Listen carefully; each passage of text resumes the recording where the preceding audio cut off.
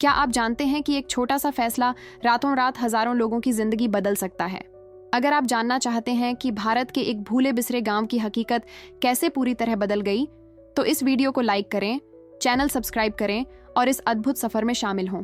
सीता जब उठी तो भोर हो चुकी थी, जैसा कि वह पिछले 20 सालों से हर रोज करती थी। मुर्गे ने अभी बांग भी नहीं दी थी कि उसने मिट्टी के तेल का दीपक जलाया और उस कच्ची सड़क पर चलना शुरू कर दिया जो सबसे नजदीकी कुएं की ओर जाती थी। 5 किलोमीटर दूर, 5 किलोमीटर अपनी पीठ पर मिट्टी के घड़े लादे उत्तर प्रदेश राज्य की चिलचिलाती धूप में ग्रामीण भारत के बीचों बीच। लेकिन सीता ने कोई शिकायत नहीं की।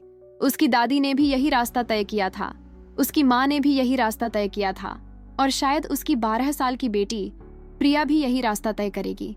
रामनगर गांव 300 साल से भी ज्यादा समय से बसा हुआ था, फिर भी मानो समय में कहीं जम गया हो। कच्ची गलियों में उसके कच्चे और फूस के घर बिखरे पड़े थे, जहां सुबह के सन्नाटे को तोड़ने वाली एकमात्र आवाज गांव के बीचों बीच स्थित छोटे से कृष्ण मंदिर की घंटियों की आवाज थी। समय के साथ फीकी पड़ चुकी रंग बिरंगी साड़ियों में लिपटी औरतें अपनी दिनचर्या को पवित्र मंत्रों की तरह ढो रही थीं। पुरुष सूखे खेतों में काम कर रहे थे, जहां मानसून के आशीर्वाद से मक्का और गेहूं उग रहे थे। बच्चे नीम के पेड़ों की विरल छाया में पत्थरों और टहनियों से खेलते हुए काल्पनिक दुनियाएं रच रहे थे। लेकिन जैसे ही सूरज डूबता, रामनगर अंधकार में डूब जाता। बिजली नहीं थी, पानी की कोई व्यवस्था नहीं थी, कोई स्वास्थ्य केंद्र नहीं था, कोई अच्छा स्कूल नहीं था। जीवन रथुओं, हिंदू त्योहारों और उस अटूट आस्था के अनुसार चलता था जिसने प्रगति की राह पर भुला दिए गए लगभग 1000 लोगों के इस समुदाय को जीवित रखा था। दिवाली के त्योहार पर परिवार अपने घरों के चारों ओर तेल के दिए जलाते थे, जिससे तारों से भी ज्यादा रोशनी का सागर बन जाता था। साल का यही एक समय होता था जब रामनगर अंधकार में चमकता था, मानो आसमान से भीख मांग रहा हो। मुंबई में मजदूरी करके बड़े शहर से लौटा 22 साल का रमेश हर रात क्षितिज की ओर देखता और सोचता कि क्या यहाँ रुकना सार्थक होगा। उसने आधुनिक दुनिया की झलक देखी थी। बिजली जिससे छात्र देर रात तक पढ़ाई कर सकते थे, नलों से साफ पानी बहता था, आधुनिक उपकरणों से लैस अस्पताल, स्कूल जहां बच्चे अंग्रेजी और कंप्यूटर सीखते थे। लेकिन उसने महानगर का अकेलापन, परंपराओं का टूटना, परिवारों का बिखराव भी देखा था। उसका दिल दो दुनियाओं के बीच फंसा हुआ था। छोटे से कृष्ण मंदिर में पंडित विष्णु ने सुबह की प्रार्थना करवाई, जैसा कि उनके पिता और दादा उनसे पहले करते थे। उनके संस्कृत शब्द महाभारत के दृश्यों के धुंधले चित्रों से सजी पत्थर की दीवारों से गूंज रहे थे। धूप की धुआं धीमी गति से उठ रही थी, जिसमें उस समुदाय की प्रार्थनाएं थीं जो ईश्वरीय न्याय, कर्म और अच्छे दिनों की आशा में विश्वास करता था। पूजा के दौरान वे फुसफुसाते हुए कहते थे, राम राज्य, एक ऐसे आदर्श राज्य का आह्वान करते हुए जहां सभी शांति और समृद्धि से रहेंगे, जैसा कि राजा राम के पौराणिक काल में था। लेकिन हकीकत कुछ और ही थी। डॉ कुमार, जो महीने में एक बार गांव में आने वाले इकलौते डॉक्टर थे, तेल के दियों की मंद रोशनी में मरीजों का इलाज करते थे। जटिल प्रसवों को भैंसा गाड़ियों पर 40 किलोमीटर दूर शहर ले जाना पड़ता था। अक्सर बहुत देर हो चुकी होती थी। बच्चे एक कमरे वाले स्कूल में पढ़ते थे, जहां शिक्षक शर्मा जी अलग अलग उम्र की कक्षाओं को वर्णमाला से लेकर बुनियादी गणित तक सब कुछ पढ़ाते थे। जब अंधेरा हो जाता तो कक्षाएं खत्म हो जाती और कोई चारा नहीं था। गांव की दाई कमला के घर पर महिलाएं अपनी कहानियां, चिंताएं और सपने साझा करने के लिए इकट्ठा हुईं। उन्होंने अपने बेटों के बारे में बात की जो काम की तलाश में दिल्ली चले गए थे और जब भी मौका मिलता था कुछ पैसे भेज देते थे। उन्होंने अपनी बेटियों के बारे में बात की जो शादी करके और भी दूर दराज के गांवों में रहने चली गई थीं। उन्होंने अपने पोते पोतियों के बारे में बात की जिन्हें वे मुश्किल से जानती थीं, क्योंकि उनसे मिलना दुर्लभ और मुश्किल था। घबराई हुई हंसी और दबे हुए आंसुओं के बीच उन्होंने एक दूसरे से पूछा कि क्या उनकी पोतियों की जिंदगी उनसे अलग, बेहतर होगी। ग्रामीण गरीबी का चक्र अटूट लग रहा था। युवा पलायन कर गए, बुजुर्ग वहीं रह गए, परंपराएं धीरे धीरे लुप्त होती गईं। रामनगर को वही देश भूल रहा था जो उससे प्यार करने का दावा करता था। चुनावों के दौरान नेता बड़े बड़े वादे लेकर आते थे, पक्की सड़कें, बिजली, पानी, रोजगार। इन वादों पर सतर्क आशाएं भी थीं, लेकिन चुनाव के दिन के बाद नेता रेगिस्तान में मृग तृष्णा की तरह गायब हो गए। हर चुनाव के साथ मोह भंग बढ़ता गया। तभी नरेंद्र मोदी ने नई दिल्ली की सत्ता संभाली। गुजरात के एक साधारण परिवार में जन्मे, बचपन में रेलवे स्टेशनों पर चाय बेचने वाले और विस्मृत भारत की भाषा समझने वाले ग्रामीण गरीबी से वाकिफ मोदी जानते थे कि देश का असली विकास गांवों के कायाकल्प में निहित है। लेकिन उनका प्रस्ताव विवादास्पद, महंगा और जोखिम भरा था। कई अर्थशास्त्रियों ने इसे असंभव बताया। विपक्षी नेताओं ने इसे सस्ता लोक लुभावनवाद बताया। यहाँ तक कि उनकी अपनी पार्टी के भीतर भी इसका विरोध हुआ। मोदी का फैसला बेहद महत्वाकांक्षी था। भारत के हर गांव में बिजली पहुंचाना, हर एक गांव में, हिमालय के सबसे दुर्गम पहाड़ों से लेकर हिंद महासागर में डूबे द्वीपों तक। इस परियोजना पर अरबों रुपए खर्च होंगे। हजारों किलोमीटर लंबी ट्रांसमिशन लाइनें बिछानी होंगी, लगभग दुर्गम जगहों पर ट्रांसफार्मर लगाने होंगे और एक ऐसा बिजली का बुनियादी ढांचा तैयार करना होगा जो हर आखिरी झोपड़ी तक पहुंच सके। आलोचकों का तर्क था कि यह पैसा बर्बाद होगा, शहरों में निवेश करना ज्यादा कारगर होगा और अगर बिजली पहुंच भी जाए तो गांवों के लिए बिजली का खर्च उठाना मुश्किल होगा। लेकिन मोदी का नजरिया अलग था। उन्होंने बिजली को विलासिता नहीं बल्कि मौलिक अधिकार माना। बिजली के बिना वास्तविक विकास संभव नहीं होगा। बच्चे मोमबत्ती की रोशनी में पढ़ाई करते रहेंगे, जिससे उनकी सीखने की क्षमता सीमित हो जाएगी। किसान उत्पादकता बढ़ाने के लिए आधुनिक उपकरणों का इस्तेमाल नहीं कर पाएंगे। महिलाएं उन कामों में अपना कीमती समय बर्बाद करती रहेंगी जिन्हें स्वचालित किया जा सकता है। छोटे व्यवसाय फल फूल नहीं पाएंगे। मानवीय गरिमा ही खतरे में पड़ जाएगी। विपक्ष ने जमकर हमला बोला। संसद के सत्रों में उन्होंने चिल्लाकर कहा, मोदी जनता का पैसा चुनावी परियोजनाओं पर खर्च कर रहे हैं। विशेषज्ञों ने कहा, उन गांवों का बिजली पहुंचाना नामुमकिन है जो नक्शों पर भी नहीं दिखते। आर्थिक विश्लेषकों ने चेतावनी दी, बिजली कंपनियां उन जगहों पर बिजली पहुंचाने की कोशिश में दिवालिया हो रही हैं जहां कोई इसे वहन नहीं कर सकता। मीडिया ने उन पर संदेहजनक शीर्षकों की बौछार कर दी। मोदी का असंभव सपना, ग्रामीण विद्युतीकरण, उच्च लागत, कम लाभ। सरकार ग्रामीण स्वप्न लोक पर सार्वजनिक संसाधनों की बर्बादी कर रही है। लेकिन मोदी दृढ़ थे। उन्हें पता था कि वे अपनी राजनीतिक पूंजी एक ऐसे फैसले पर दांव पर लगा रहे हैं जिसे कई लोग पागलपन मानते थे। अगर यह फैसला नाकाम रहा तो उन्हें एक ऐसे प्रधानमंत्री के रूप में याद किया जाएगा जिसने एक कल्पना पर राष्ट्रीय खजाना लुटा दिया। अगर यह फैसला कामयाब रहा तो वे 30 करोड़ लोगों की जिंदगी बदल देंगे। दांव ऊंचा था, जोखिम बहुत बड़ा था, लेकिन उनका दृढ़ विश्वास अटल था। काम चुपचाप शुरू हुआ। हर गांव, हर घर, हर परिवार का नक्शा बनाने के लिए तकनीकी टीमें बनाई गईं, जो अभी भी बिजली के बिना जी रहे हैं। इंजीनियरों को देश के सबसे दूरदराज के इलाकों में भेजा गया ताकि वे उन जगहों पर बिजली पहुंचाने की तकनीकी व्यवहार्यता का आकलन कर सकें जहां सड़कें नहीं थीं। सरकारी और निजी कंपनियों को ग्रामीण अंधकार के खिलाफ युद्ध में लगाया गया। पहले खंभे उन गांवों में लगाए जाने लगे जिनके बारे में बहुत से भारतीयों को पता भी नहीं था।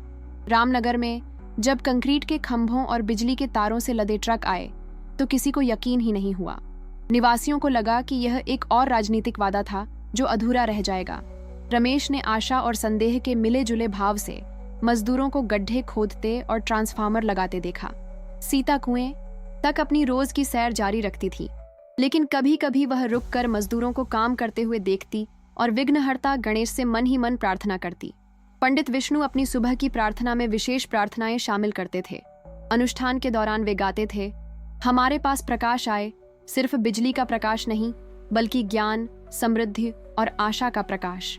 गांव के बच्चे इन मजदूरों के पीछे ऐसे चल रहे थे मानो वे सर्कस के कलाकार हों, मशीनों, उपकरणों और इस विश्वास से मोहित थे कि उनके घरों में भी कुछ ऐसा होगा जो सिर्फ बड़े शहरों में ही मिलता है, जैसा उन्होंने बॉलीवुड फिल्मों में देखा था।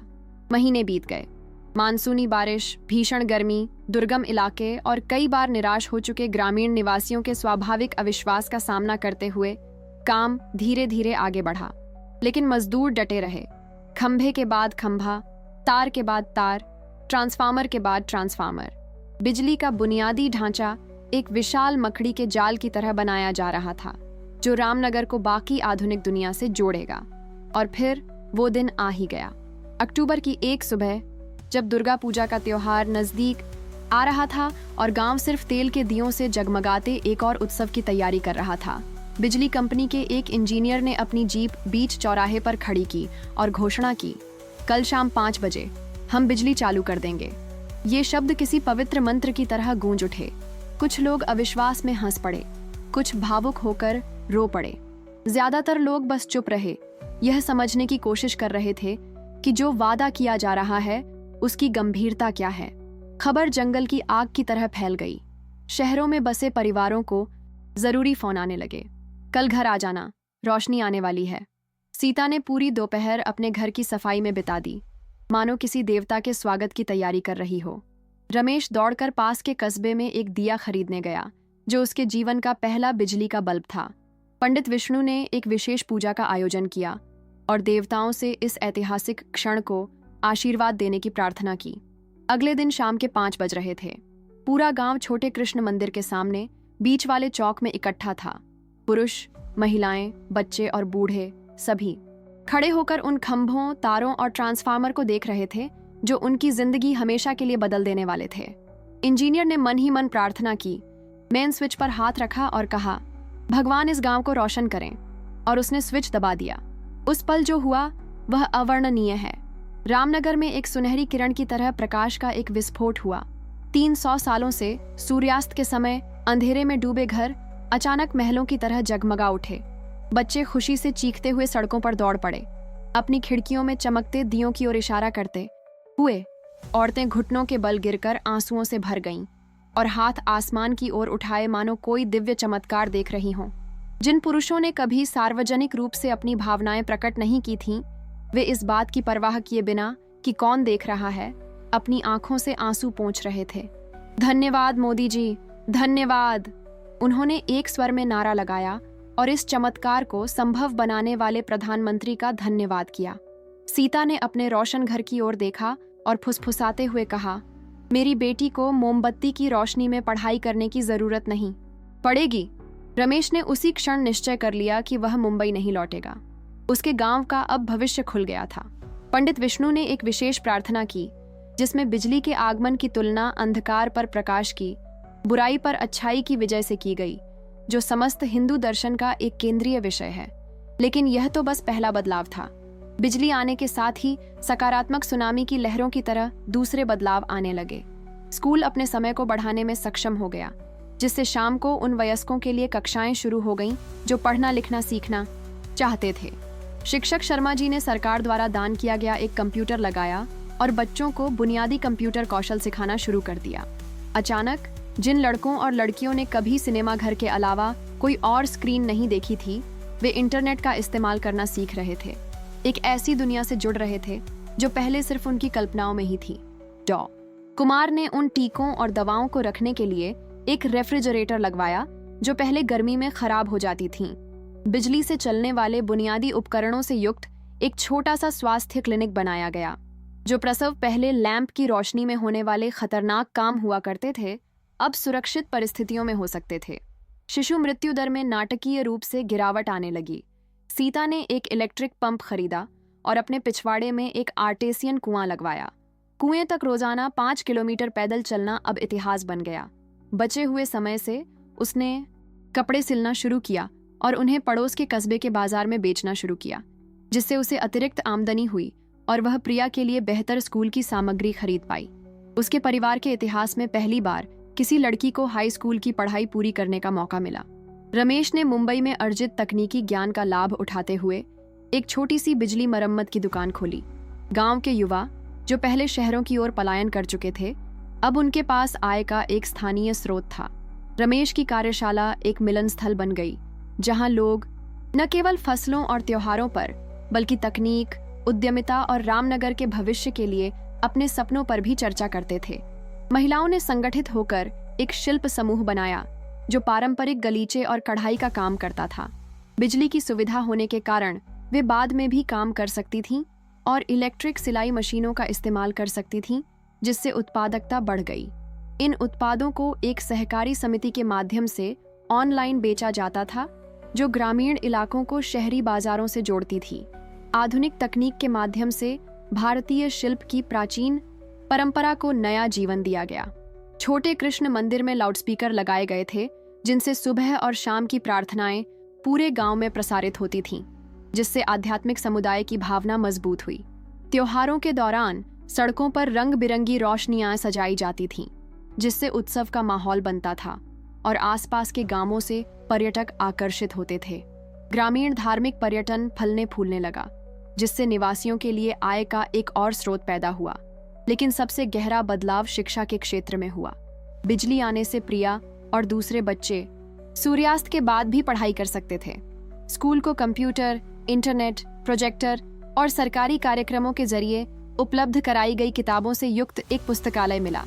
बड़े शहरों के शिक्षकों ने वीडियो कॉन्फ्रेंसिंग के जरिए पढ़ाना शुरू किया, जिससे उन बच्चों के ज्ञान का दायरा बढ़ा जो पहले सिर्फ एक शिक्षक ही पढ़ा सकते थे।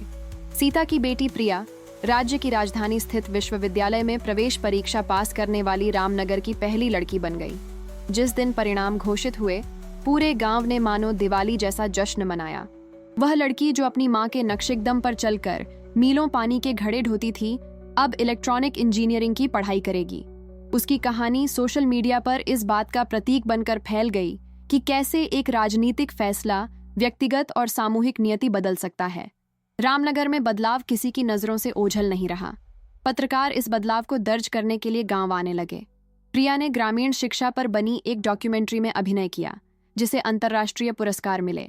सीता को ग्रामीण महिला उद्यमिता पर आयोजित सम्मेलनों में बोलने के लिए आमंत्रित किया गया। रमेश देश के अन्य क्षेत्रों में विद्युतीकरण परियोजनाओं के लिए सरकारी सलाहकार बन गए। बिजली आने के 5 साल बाद रामनगर एक अनजाना सा गांव बन गया था। मिट्टी के घरों की छतें टाइलों से ढकी हुई थीं और रंग बिरंगे रंग रोगन किए गए थे। छोटे छोटे खाद्य प्रसंस्करण संयंत्र स्थापित किए गए, जिनसे स्थानीय कृषि उत्पादों के प्रसंस्करण के लिए बिजली का उपयोग किया गया। प्रति व्यक्ति आय तिगुनी हो गई। युवाओं का शहरों की ओर पलायन रुक गया। अब शहरवासी ही व्यावसायिक अवसरों और बेहतर जीवन स्तर की तलाश में रामनगर आने लगे। रामनगर की कहानी भारत भर के हजारों गांवों में दोहराई गई। ग्रामीण विद्युतीकरण परियोजना, जिसे कभी असंभव माना जाता था, देश के समकालीन इतिहास के सबसे बड़े सामाजिक परिवर्तनों में से एक बन गई। 6,00,000 से ज्यादा गांवों में बिजली पहुंची। 30 करोड़ से ज्यादा लोगों ने रातों रात अपनी जिंदगी बदलते देखी। मोमबत्ती की रोशनी में पढ़ाई करने वाले बच्चे इंजीनियर, डॉक्टर, शिक्षक और उद्यमी बन गए। मोदी का विवादास्पद निर्णय आधुनिक भारत के इतिहास में एक मील का पत्थर बन गया। जिस व्यक्ति की ग्रामीण स्वप्नलोक पर सार्वजनिक धन खर्च करने के लिए आलोचना की जाती थी, उसे अब एक दूरदर्शी नेता के रूप में देखा जाने लगा, जिसने विस्मृत भारत को भविष्य के भारत से जोड़ा। ग्रामीण विद्युतीकरण केवल एक सार्वजनिक नीति नहीं थी, बल्कि एक शांत क्रांति थी, जिसने सांस्कृतिक परंपराओं को संरक्षित करते हुए आधुनिकता के द्वार खोले। लेकिन इस पूरी कहानी की सबसे प्रभावशाली बात यह है कि यह बिजली के आगमन के साथ समाप्त नहीं हुई।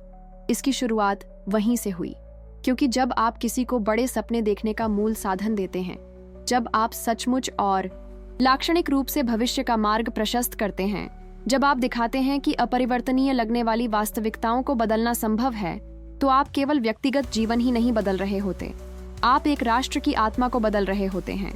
आज जब सीता सुबह सुबह उठती है, तो उसे मिट्टी के तेल का दिया जलाने की जरूरत नहीं पड़ती।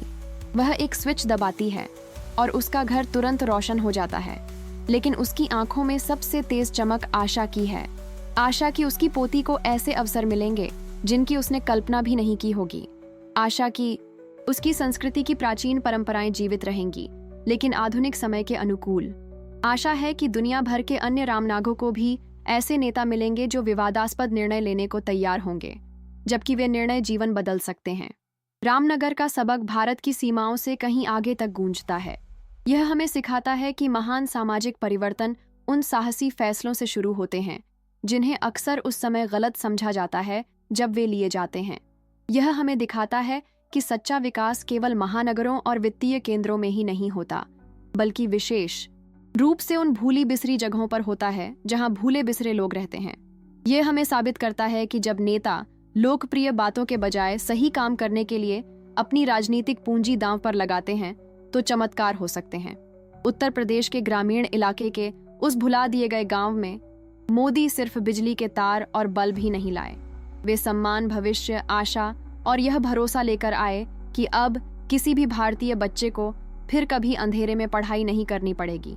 वे उजाला लेकर आए और वह उजाला आज भी चमक रहा है, उन सपनों को रोशन कर रहा है जो कभी नामुमकिन थे। जहां सिर्फ हार मानने का ही नाम था, वहां अवसर पैदा कर रहा है। भारत के गौरवशाली अतीत और उसके उज्जवल भविष्य के बीच सेतु का निर्माण कर रहा है। सवाल यह है कि दुनिया भर में ऐसे कितने और भुला दिए गए गांव हैं जो ऐसे साहसी नेताओं का इंतजार कर रहे हैं जो जिंदगी बदल देने वाले विवादास्पद फैसले ले सकें। कितनी और सीताएं पानी के घड़े ढोते हुए मीलों पैदल चल रही हैं। कितनी और प्रियाओं में इंजीनियर बनने की क्षमता है, लेकिन वे अंधकार में सीमित हैं। और कितने और नेता असंभव पर दांव लगाने का साहस करेंगे, जबकि असंभव ही लाखों लोगों की एकमात्र आशा है।